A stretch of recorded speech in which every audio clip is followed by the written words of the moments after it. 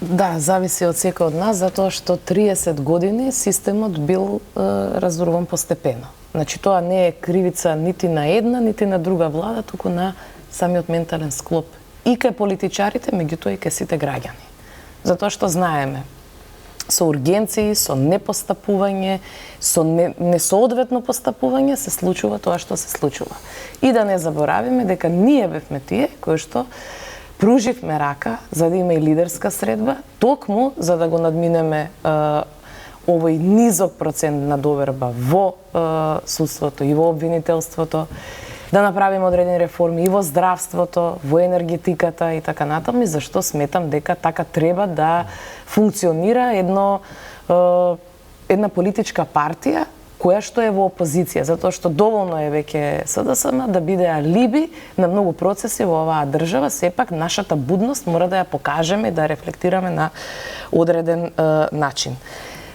Од друга страна, ние не треба да дозволиме денес да зборуваме дали одредени институции се разбудени, работат, а причината да биде ваква трагедија. Како што не смеело ни претходно, нити за Ласкарци, нити за Беса Транс, нити за модуларната, сега и за Коча. Значи, ние не треба да зборуваме дека институциите трнале работат, нешто се случува, па кој побрзо ќе работи или колку број на жртви има и така натаму. Јас знам и убедена сум дека во ниедна изборна програма на ниедна политичка партија не се и не биле овие трагедии. Туку системот е неспремен за да може да одговори на време. И затоа ни се случувале вакви работи.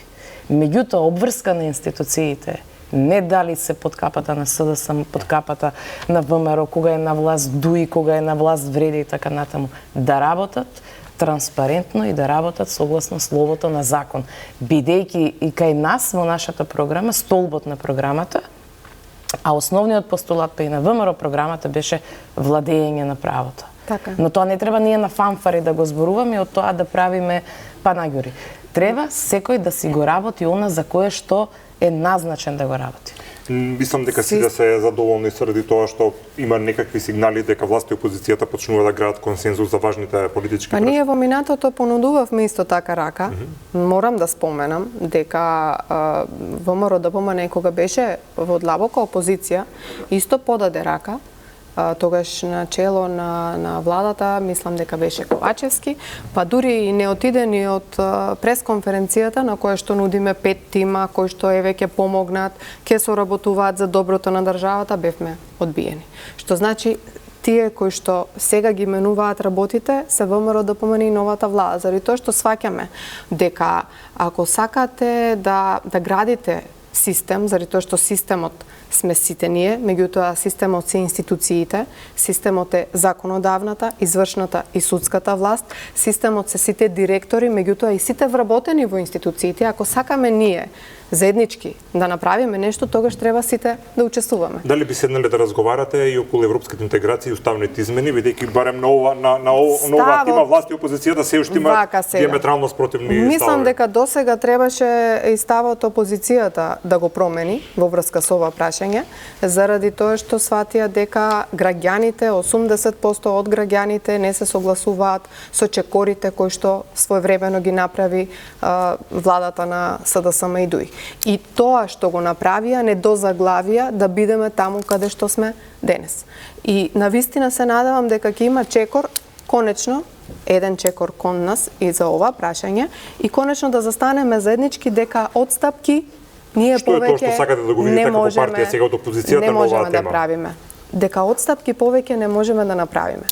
Дека тоа што Османи едновремено го потпишал протоколот и тоа што францускиот предлог беше прифатен на начин на кој што беше прифатен, беше апсолутна грешка. И сметам дека и понатаму тие продолжуваат да прават грешка што ја повторуваат реториката дека тоа било добар предлог, дека ние требало да го прифатиме и така натаму.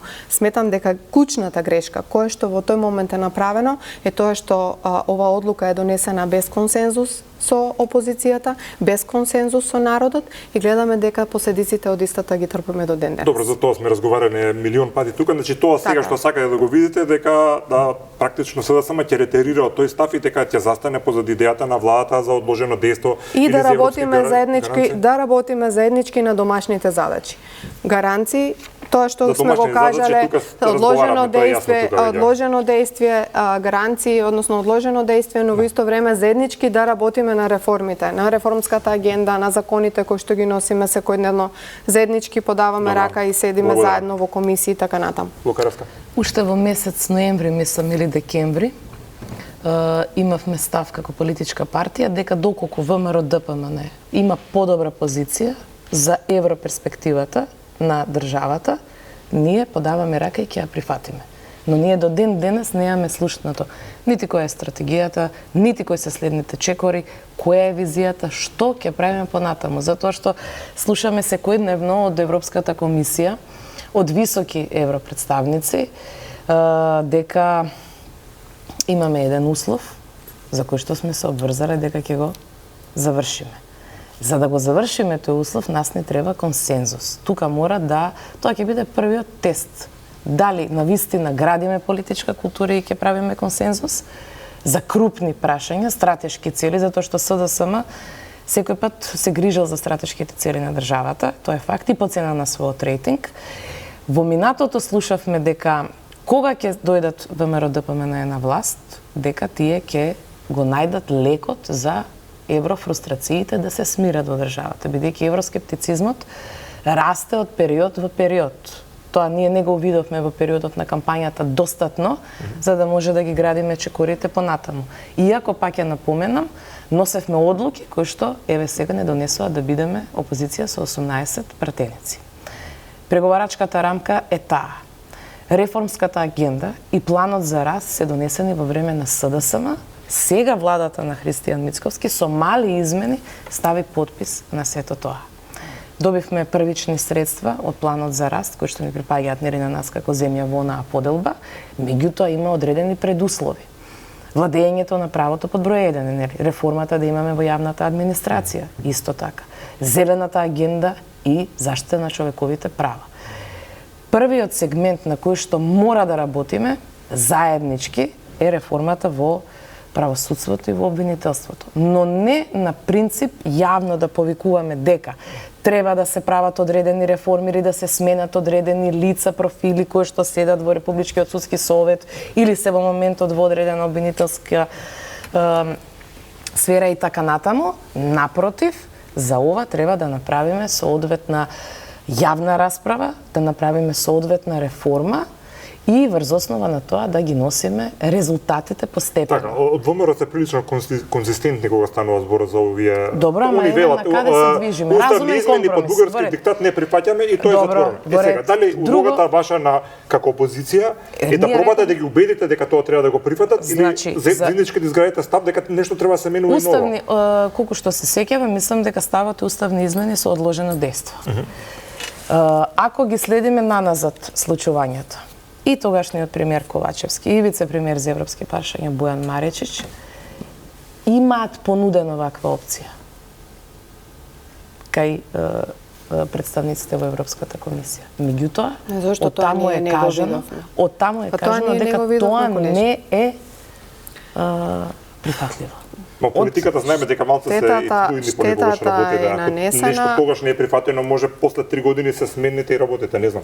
Затоа сега ја имаат шансата. Да. Значи штетата е нанесена да ги направат најдобрите преговори кои што ќе значат европска иднина за државата. Ние рековме секоја подобра позиција од онаа која што сме имале ние подобро решение, значи од нас подадена рака. Видете, проблемот е тоа што е ставен подпис на нешто кое што не погазува сите нас. И проблемот е тоа што вие во тој момент не сте го слушале македонскиот народ, а очигледно не го слушате ни до ден денес. Тоа што е нанесена штета, сега, ние мораме да се обидуваме, да наоѓаме начини да ги решиме проблемите кои што настанале. Очигледно ги слушате само европските политичари, а воопшто не ги слушате бугарските политичари. Заради тоа што ако ги слушате бугарските политичари, тогаш ќе сватите дека сите пораки кои што ВМРО-ДПМН во изминатиот период ги испрати и сите стравови кои што ВМРО-ДПМН очигледно оправдано ги имаше се вистина. Тие рекоа дека апсолутно тоа не е последниот услов. Бугарите во уставот не се последниот услов кој што Бугарија би го имала кон Република Македонија. Проблем е потписот кој што во клучен момент е ставен од страна на владата на СДСМ и затоа ние сега рековме ќе преговараме, ќе бараме решение, ние не излеговме на избори со ветување дека ние утре ќе најдеме решение, затоа што такво решение најлесно направија СДСМ и потпишаа нешто кое што не поразува нас како држава и апсолутно со таквиот потпис ние допрва ќе имаме последици. Но тоа не спречува нас да работиме на домашната задача и затоа ние во наредниот период од една страна нашата политика или нашите политичари за надворешна политика ќе работат својата работа надвор од државата, ќе се обидуваат да направат сојузници, ќе се обидуваат да ја кажат вистината надвор од Македонија, заради тоа што се виде дека вистината надвор од Македонија воопшто не била позната. Вистината која што денес ја кажува министерот за надворешни работи и премиерот надвор од Македонија, има политичари, европски политичари кои што прв пат ја слушаат, заради тоа што очигледно ниту Бојан Маричич, ниту Османи некогаш ја кажале. Тие не кажувале дека со тоа се прават отстапки кои што го болат македонскиот народ, дека тоа не е единствената отстапка која што некогаш се барала за нас и дека веќе на народот 80% од народот му е преку глава од отстапките.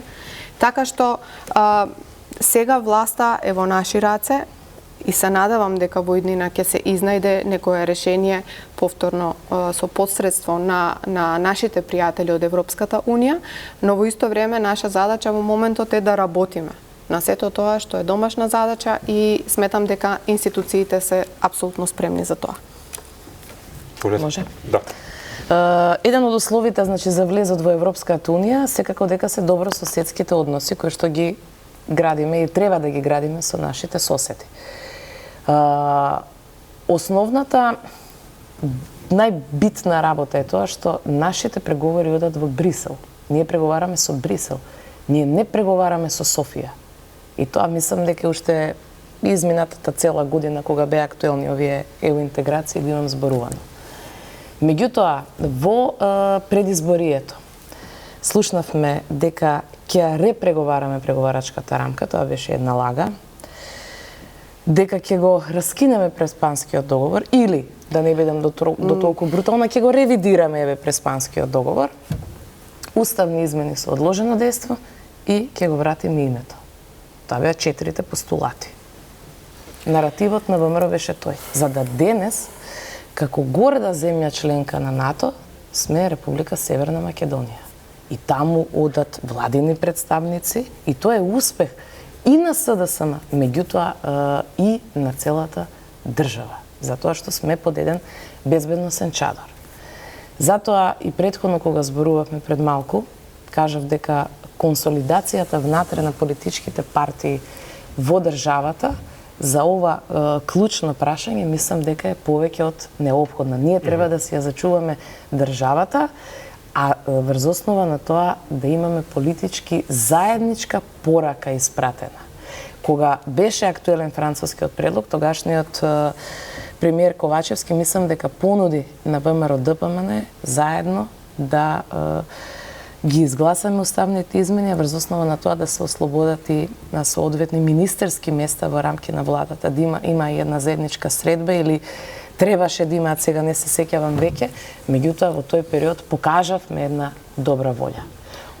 Секој пат потешките прашања, и тоа е и оправданиот револти на граѓаните, е дека припаѓаат на нашата држава. Зошто не е исто за други? Зошто го прашам ово, бидејќи СДСМ додека водеше владата, многу енергија изгуби за европска интеграција и вела дека и со другите работи не се занимавате толку, заради тоа што европската иднина на државата беше на врот, меѓутоа објективната реалност е дека тоа се заврши со неуспех.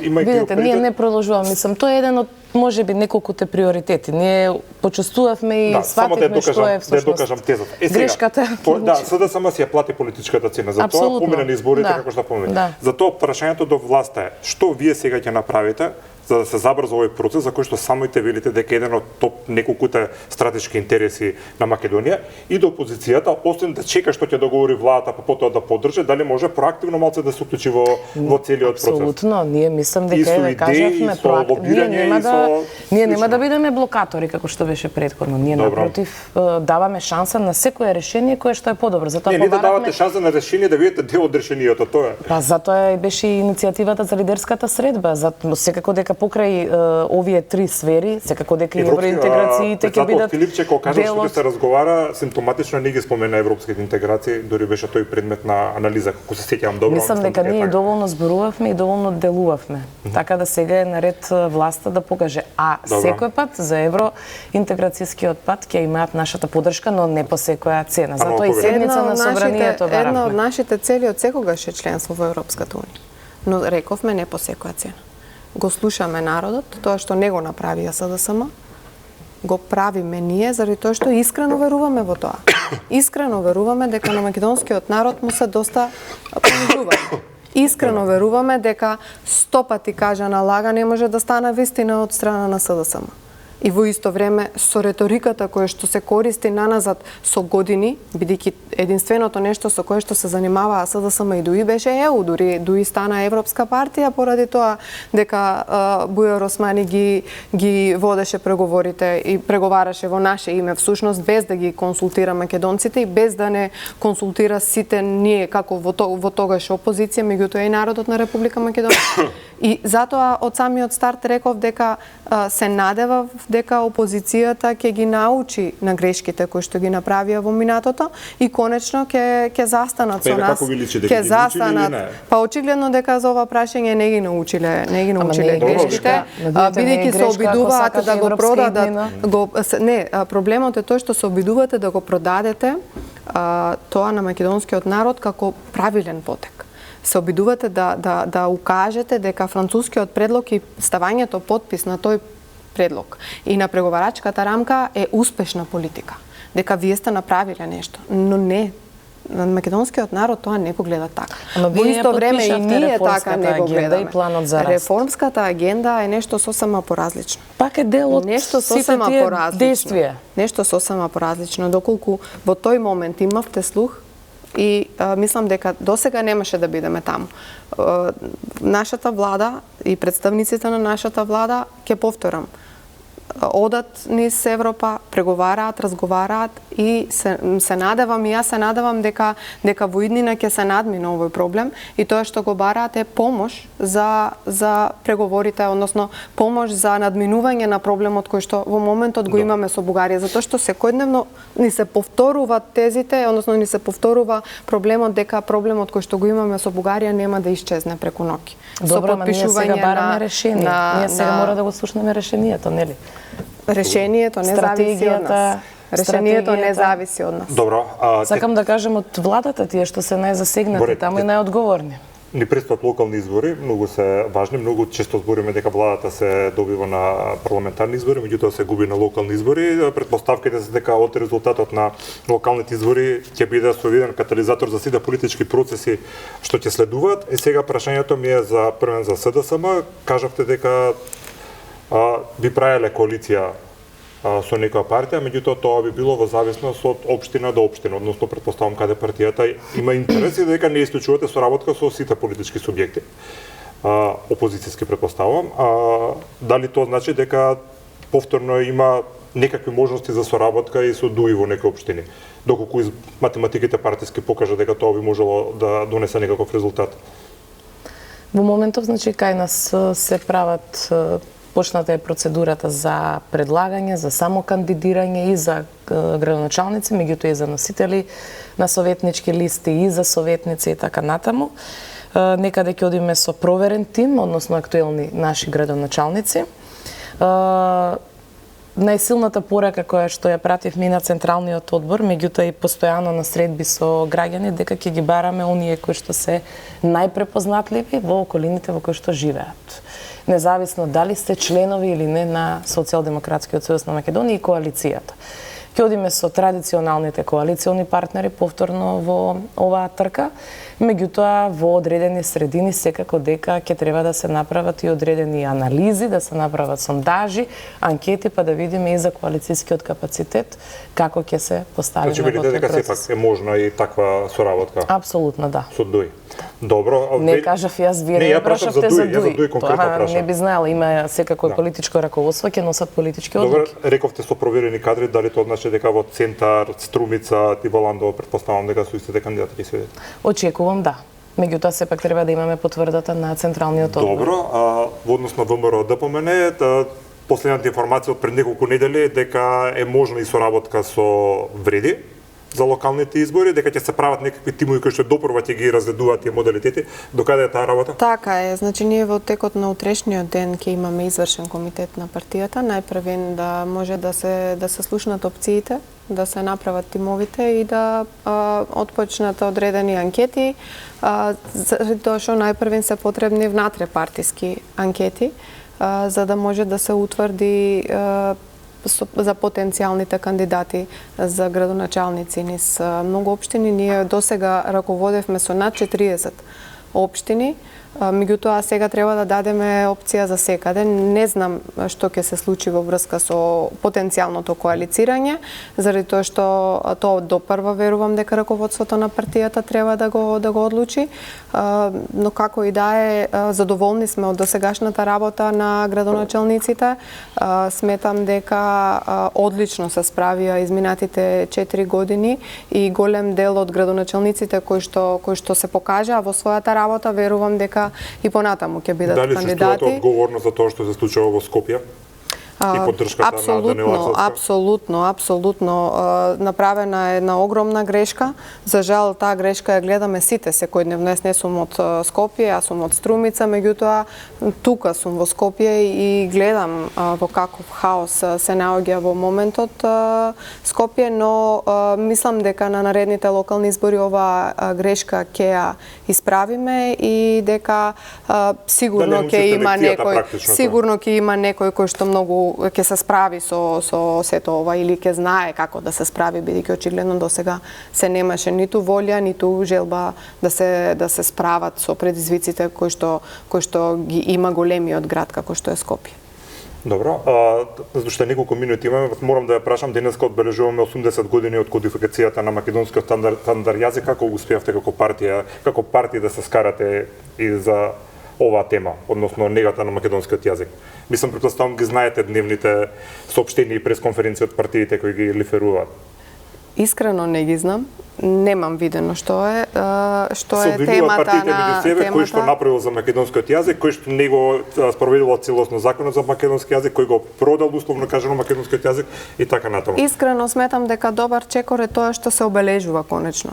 И тоа се обележува 80 години од кодификацијата на македонскиот јазик. Има 3 настани, како што знам дека Сабајле утрово имаше настан во Собранието, после имаше настан во Ману, а сега има уште еден настан од 20 часот на кој што ќе присуствувам. Сите ние треба да се трудиме да го заштитиме и тоа го правиме со секојдневното користење. За жал сметам дека не направивме во минатото доволно, но сметам дека можеби во иднина ќе бидеме подобри во тоа. Веројатно мислите на онаа критика која што упативме за несоодветна примена на закона за употреба на македонски јазик. Не сум видела јас. Да, имаше такво соопштение. Секако имав и јас едно пратеничко прашање, меѓутоа таа критика се однесуваше на работењето и работните задачи на министерот за култура Љутков, бидејќи тоа е во неговото ресорно министерство. Има само на тој инспекторат за употреба на македонски јазик само директорка, а веќе нема персонал, односно колектив. Тоа беше една од обврските, доста време поминато.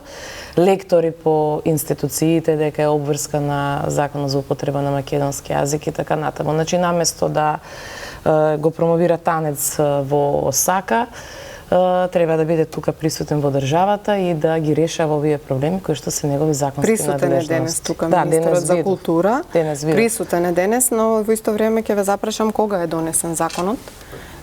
И што направи законот за претходно владењето на СДСМ и ДУИ, заради тоа што донесен е законот за време на СДСМ, еве ние почнуваме од некаде. Мислам дека во наредниот период ќе се направи ова посебно тело, ќе има и вработени, заради тоа што потребно е да има таму лица кои што ќе работат на имплементација на законот. Мислам дека со се наеднаш не можеме да се справиме, но почнуваме од некаде.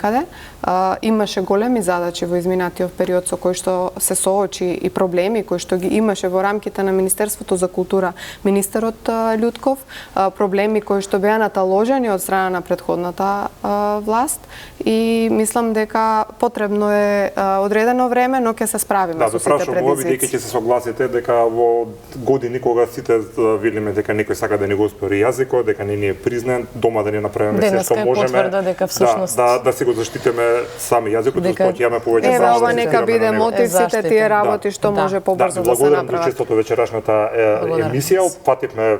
Многу ми е драго што гледам и од власт и опозицијата за овие најважни, да речеме, прашања за државата, што полека се гради некаков консензус, тоа верувате граѓаните го бараат многу одамна. Нормално е власт и опозицијата да имаат различни мислења за многу други ставови, да се надополнуваат една друга, меѓутоа тоа што е основата за државата секогаш треба единствени да бидеме. Благодарам уште еднаш. Па конечно после 10 месеци и година дена ќе биде, треба да се знае веќе кој е власт, кој е опозиција во државата, не може само СДСМ да е криза се. Јас мислам дека сега конечно се согласивме, бидејќи овие теми кои што ги разговаравме денес и главна улога беше ДУИ и очигледно СДСМ конечно се свестија дека ДУИ треба да бидат во длабока опозиција, каде што се, и затоа можеби заеднички ставови имаме во врска со овие прашања. Се надевам дека во иднина ќе се согласат во врска со темите и политиките за кои што зборува власта и ќе бидат конструктивни како што се. Ви благодарам уште еднаш, почитувани, ви благодарам и вам и останете со програмата на Канал 5.